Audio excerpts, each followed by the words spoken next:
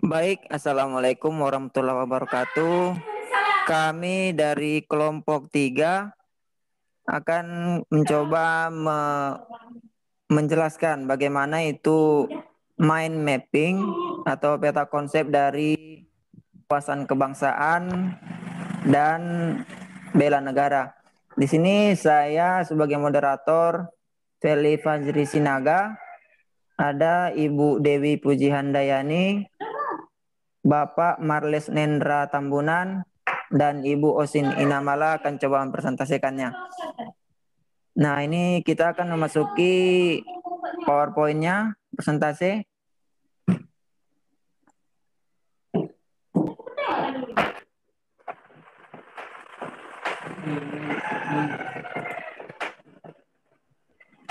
Oke, ini dia.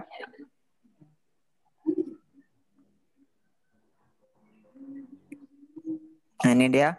Ini mind mapping wawasan kebangsaan dan bela negara.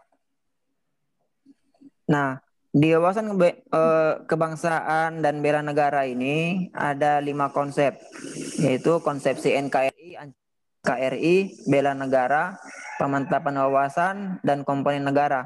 Masing-masing materi ini akan kami coba presentasikan. Nah, konsepsi NKRI itu akan dijelaskan oleh saya sendiri.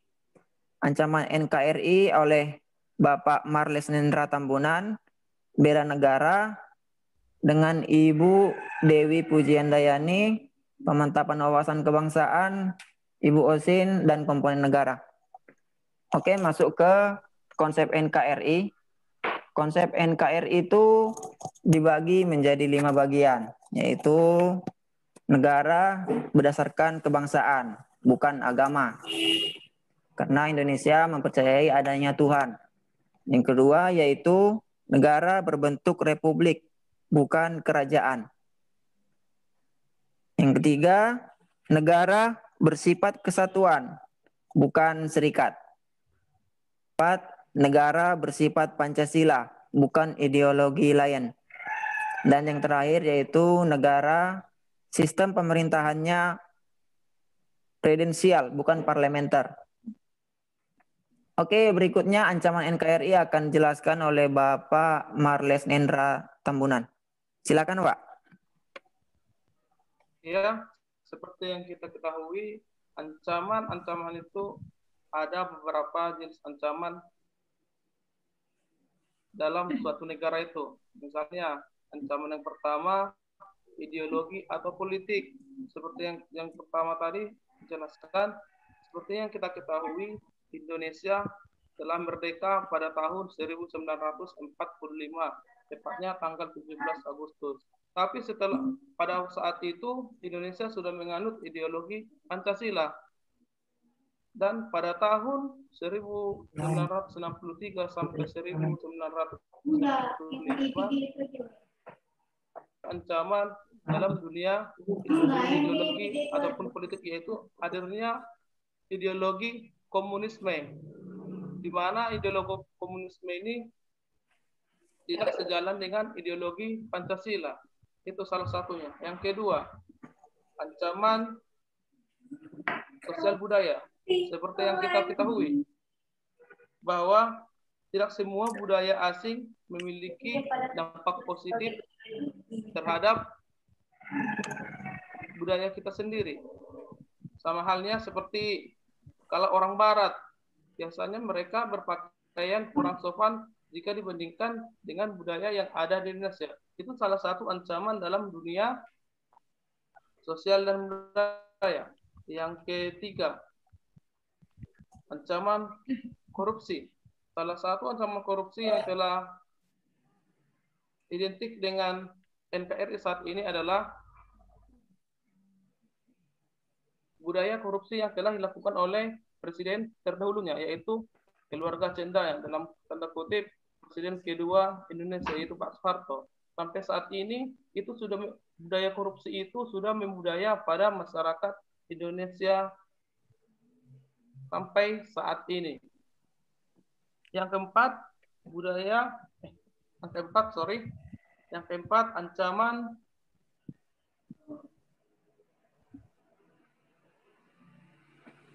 apa tadi ya? Ancaman nampak lah.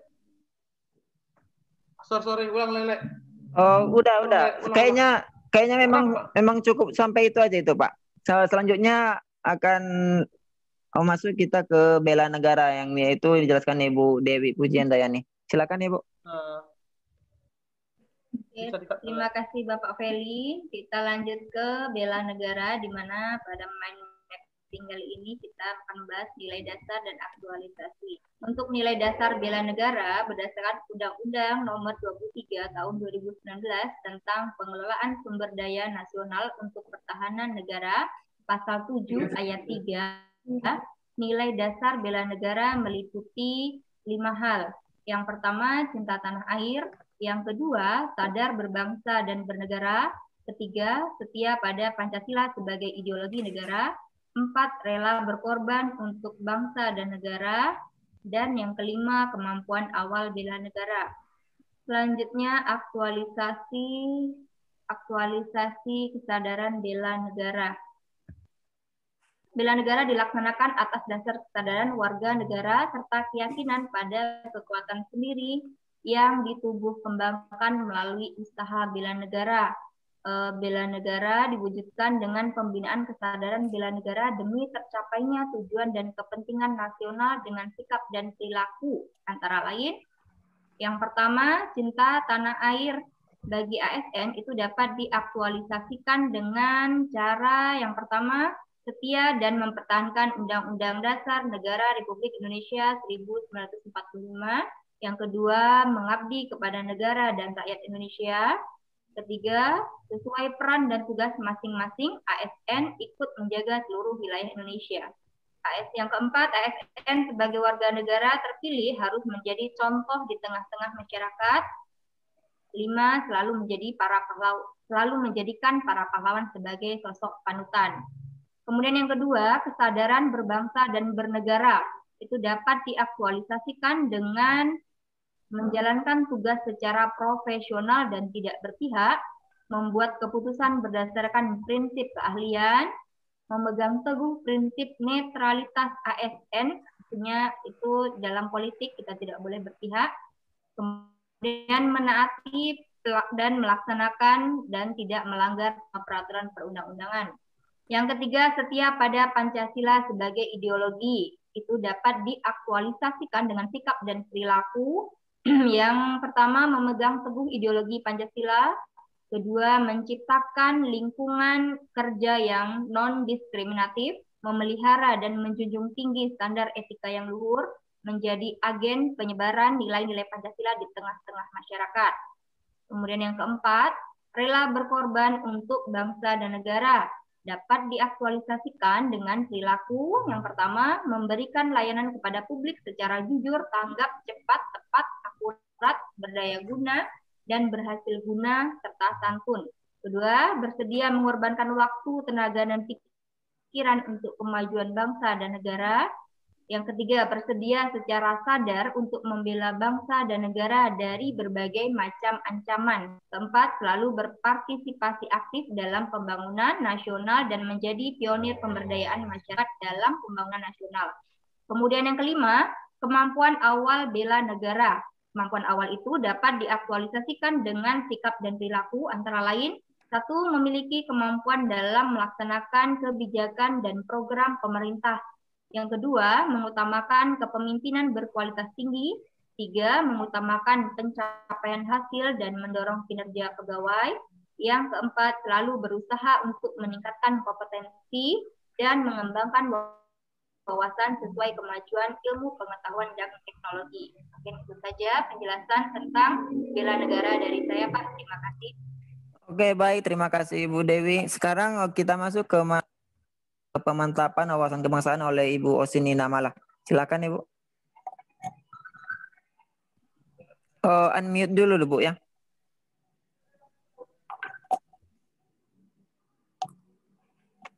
Ya, terima kasih. Akan menjelaskan pemantapan esensi nilai kebangsaan. Pemantapan wawasan kebangsaan yang berintikan Pancasila menurut Undang-Undang Dasar tahun 1945 NKRI dan Bhinneka Tunggal Ika merupakan pedoman dan sumber inspirasi, motivasi, dan kreativitas yang mengarahkan proses penyelenggaraan kehidupan atau bermasyarakat, berbangsa, dan bernegara menuju masa depan yang dicita-citakan bersama.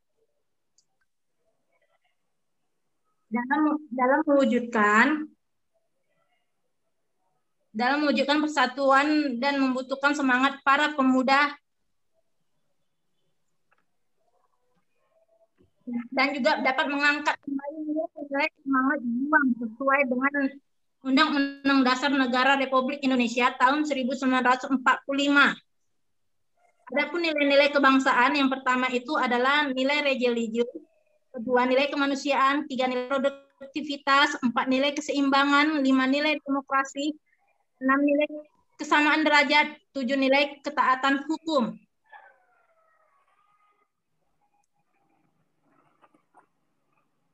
Adapun nilai-nilai religius sesuai Undang-Undang tahun 1945 dari segi religi antara lain yang pertama, percaya dan taat kepada Tuhan Yang Maha Esa sesuai agama dan kepercayaan masing-masing menurut dasar kemanusiaan yang adil dan beradab. Kedua, hormat menghormati serta bekerja sama antara pemeluk agama dan penganut-penganut kepercayaan yang berbeda-beda sehingga terbina kerukunan hidup. Ketiga, saling menghormati kebebasan menjalankan ibadah sesuai dengan agama dan kepercayaan masing-masing. Keempat, tidak memaksakan suatu agama atau kepercayaan kepada orang lain. Dua, kemanusiaan yang menurut Undang-Undang Dasar tahun 1945. Yang pertama, mengakui persamaan derajat, hak, dan kewajiban antar sesama manusia. Kedua, saling mencintai sesama manusia. Tiga, mengembangkan sikap rasa. Empat, tidak semena terhadap orang lain. Kelima, menjunjung. Enam, berani membela kebenaran dan keadilan. Kita sebagai bagian dari masyarakat dunia internasional, kita harus mengembangkan lain. Menurut Undang-Undang tahun 1945 dari segi produktivitas, yang pertama itu perlindungan terhadap masyarakat dalam beraktivitas menuju kemakmuran. Kedua, sarana dan prasarana yang mampu mendorong masyarakat untuk kreatif dan produktif. Tiga, terciptanya undang-undang untuk meningkatkan kesejahteraan rakyat.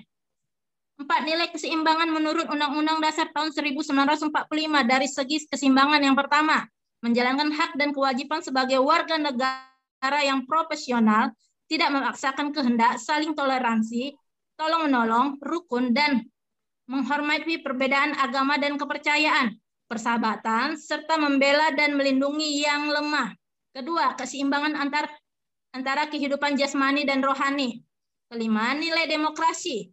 Nilai-nilai demokrasi yang sesuai dengan Undang-Undang Dasar tahun 1945 yang antara lain, pertama, kedaulatan berada di tangan rakyat, berarti setiap warga negara memiliki kebebasan yang bertanggung jawab terhadap penyelenggaraan pemerintahan sehingga dapat terwujud persatuan dan kesatuan Indonesia.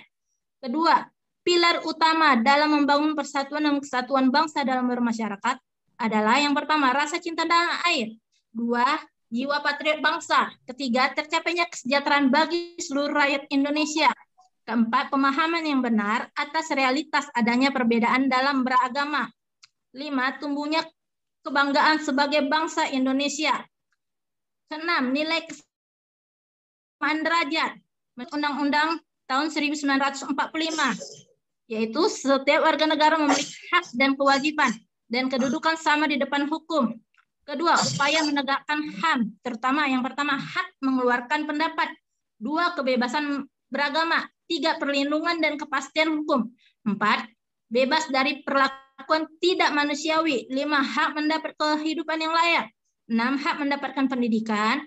Tujuh, mendapatkan pelayanan kesehatan. 8, aman dari ancaman ketakutan. Ketujuh, nilai ketaatan hukum. Nilai-nilai ketaatan hukum menurut Undang-Undang tahun 1945. Yang pertama, setiap warga negara tanpa pandang bulu wajib menaati setiap hukum dan peraturan yang berlaku. Dua, lembaga-lembaga penegak hukum juga wajib menaati hukum dan peraturan yang berlaku agar lebih independen. Dua, tidak terkontaminasi dengan kekuasaan atau politik yang praktis. Ketiga, persamaan di depan hukum. Demikianlah yang dapat saya jelaskan. Terima kasih.